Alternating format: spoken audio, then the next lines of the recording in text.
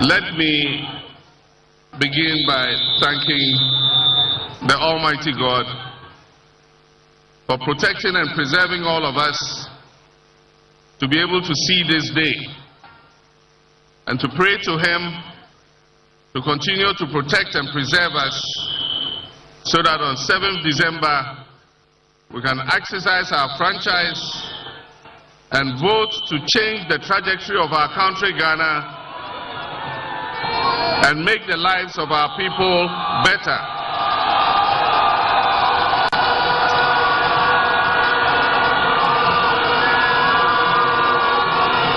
On this occasion, I'd like to thank all our supporters, our sympathizers, our foot soldiers, our activists for the strong work that you do to keep our party strong and vibrant. On this occasion, I remember one of our foot soldiers called Wasiu. Wasiu would have been here with us. We call him popularly Aponche. For those of you who were in Asen North, he is the one who, when there was pressure, he took a cement block and raised it and fought for NDC. Today he's not with us. May Allah grant him peaceful rest. Ghana is at an important juncture in its history, and the decision that we make on 7th December is going to reflect on the future of this country. A member of the New Patriotic Party, a friend of mine and a former colleague MP, said, it's not Ghana that needs change. He says it's change that needs Ghana. Change is calling Ghana. And that's Kennedy, Honorable Kennedy Ejapong. Change needs Ghana because in the last Afrobarometer survey, more than 80% of Ghanaians said that our country is going in the wrong direction. And if you are going in the wrong direction, if you are walking or you are driving and you are going in the wrong direction, what do? You change your course. And that is why on 7th December, Ghana must change course. We cannot solve the crisis in which we are with the same people who caused the crisis in the first place. Several years ago, somebody came and said, try me.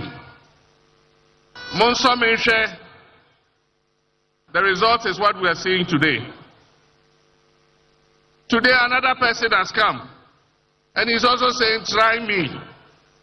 And he's saying the same things the one who has helped to put us in this ditch was saying 8 years ago. And what they say is that if after 4 years I don't do well, change me. The youth of this country don't have 4 years to waste. The youth of this country are in a hurry to create the opportunities that will make them live a dignified life. They're not going to try somebody and after 4 years decide whether you should continue. The youth of this country want an experienced hand. They want a safe pair of hands. They want a hand that they have seen do it before to come back and take this country and rescue us from the mess in which we have been dumped by the Akufo-Addo-Bawumia government. My brothers and sisters, it is not going to be easy. The more I look at the figures, the more I look at our situation, it is even worse than what this government is telling us. It's going to take a lot of hard work. And as has been said, one person alone cannot do it. We would need the cooperation of the whole country to be able to lift Ghana back on its feet again. I've been out of government for almost 8 years now. I did my best. I wouldn't say things were perfect, but at least we're making progress. What I can promise you is that I will be truthful to you. I will never tell you lies. I will never tell you things that I can't do. The problem with this country is that our policies are based on the short cycle of winning elections every 4 years. And we are not creating the foundation for this economy to take off. And so, we're not making you promises. I'm promising you that I'll work hard, day and night, to make sure that we reset the fortunes of this country. 4 years of a good leader will make more impact than 8 years of a dishonest leader. It's not about how long you serve. It is about how well you serve. It's not about 8 years or 4 years. It is about hard work. It is about truth. It is about trust. And it is about doing the things that will create a future for our young people. And that is why the NDC is calling on you on 7th December to do your duty to your God and country so that we can turn this nation around. This government is living in an illusion.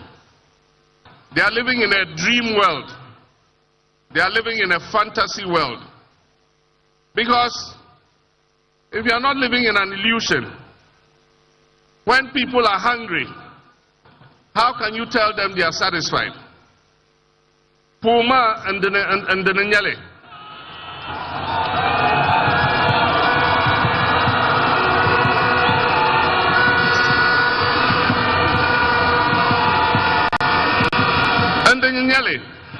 Kakum Malma. Kakanti Yalmana and Teria. Then we can feel the pangs of hunger, and yet this government tells us we are satisfied, and that never in Akufo-Addo's government have people gone hungry. Meanwhile, the statistics clearly show that 8 million of our citizens last year in 2023 went 24 hours without food because they couldn't afford to buy food. Meanwhile, the statistics tell us that almost 2 million of our young people are sitting at home. They are not in school, they are not in education, they are not in training, and they are not in employment. They are just sitting at home idle. And most of them are still living in their parents' houses because they don't have an income to be able to start a life of their own. The statistics tell us that unemployment has risen from just above 8% in 2016 to 14.7%. And yet, they say things have never been this better. And they have the audacity to compare themselves to our first president, Osajifo Dr. Nkrumah. How can you compare this useless government that has led Ghana into such crisis to the government of Nkrumah?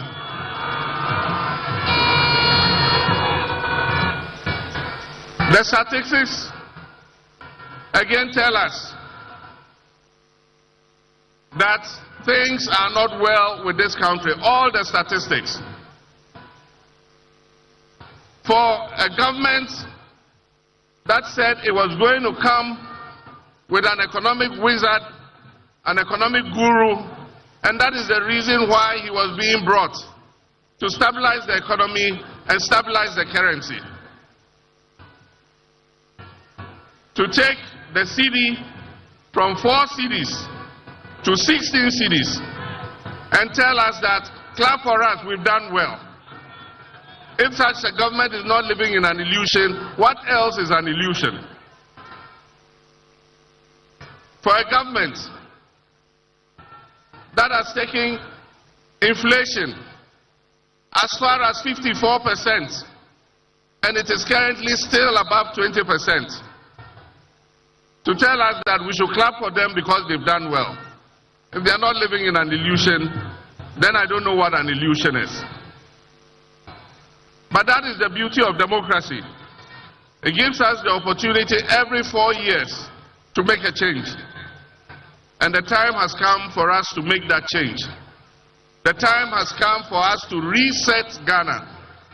And I believe that 4 years is enough to do the reset of Ghana. We will reset this country so that future generations can come and build on that foundation. Our intention is to ameliorate the damage that has been done. We all saw what happened in the banking sector clean-out. The indigenous capital of Ghanaians in our banking sector was wiped away with one very reckless decision. And so today, most of our people who were working in the banking sector for these banks are today unemployed. And I'm sure there are some of them here. Today, some of them are Uber drivers, some are bakers, some are even driving Aboboya and Mahama Kambu. The time has come for us to make a change. And I've said when we come, we will restore for those who unjustifiably had their banking licenses withdrawn, we shall restore their licenses to them.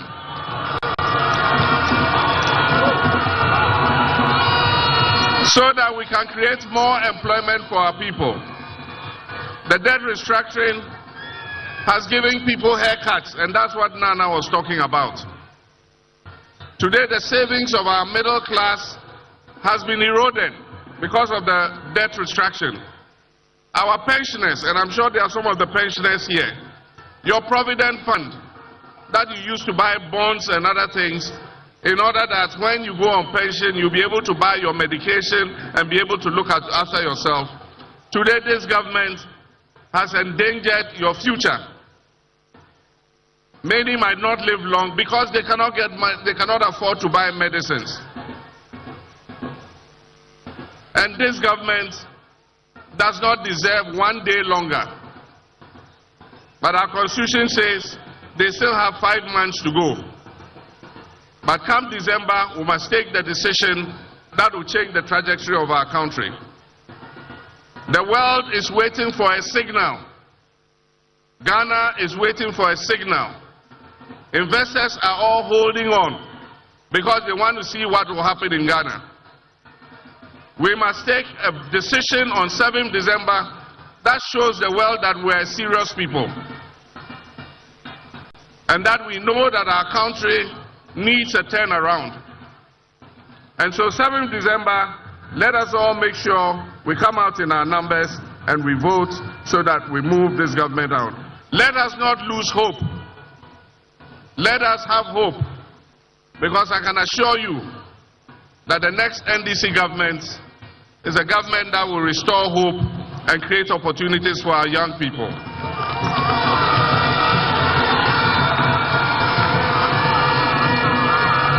NDC has the men and the women, and it's not like what the NPP said, we have the men, and we didn't know they were area boys. NDC has capable men and women who are capable of turning our fortunes around. And our first priority is going to be job creation, so that we can create jobs for the teeming youth of this country. And that is why I'm proposing the 24-hour economic policy.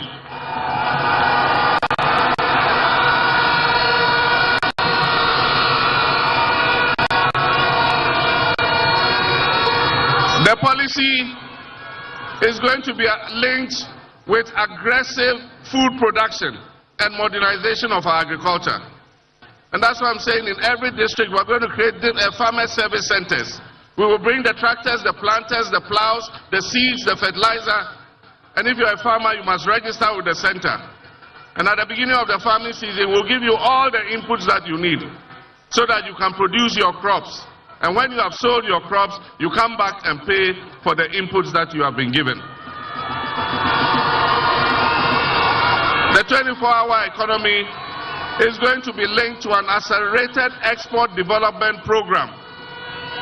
We're going to create agro-processing zones, and we're going to create a new class of agribusiness people. And so all you young people will be encouraged to go into agro-processing.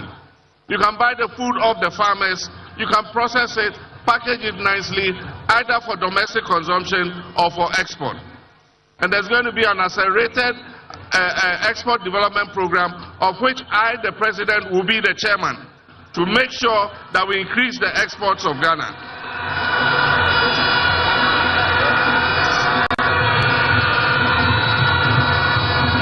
Ghana has the human resources to turn our nation around. Ghanaians are capable. Ghanaians are capable. They need the right leadership. They need a selfless leadership. And that is why I'm saying that governance is going to be a key platform of the new government. One of the things we will continue is the work Professor Atamil started of reviewing the 1992 Constitution and amending it so that it will be a living document that guides our country into the future. We will continue the constitutional review to amend the various sectors that are holding us back. We know that the vast majority of our people want our district chief executives to be elected so that they can hold them accountable. We will look at the work the Constitutional Review Committee did, and I think that in 4 years we can forge the consensus that will amend the Constitution and make it a better document for us. Another aspect of governance will be to strengthen the institutions. We're going to work with the judiciary. We're going to work with Parliament so that we can strengthen these institutions in order that they can be the